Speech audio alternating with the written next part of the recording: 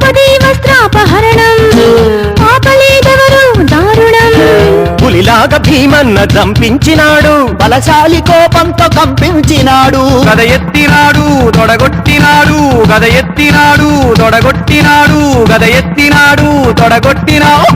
రారాజు గుండెల్ని చీల్చుతానంటూ నిండు సభలో తాను ప్రతినబూనాడు. క్లైమాక్స్ లా ఫైటింగ్ షురు అయింది. భీముడు గద తీసిండు పిసికిండు, దుర్యోధనుడు గద తీసిండు పిసికిండు. ఎవడి తొడలు అల్లాలు కొట్టున్నారు. ఆడు కొట్టిండు ఈడు కొట్టిండు, ఆడు కొట్టిండు ఈడు కొట్టిండు, తలకాయ మీద కొట్టిండు కాలు మీద కొట్టిండు, కాలు మీద కొట్టిండు తలకాయ మీద కొట్టిండు, కొట్టిండు. అరే ఎంతైనా భీముడు హీరో కదా భయ్, దుర్యోధనుడు ఖాళీ విలన్.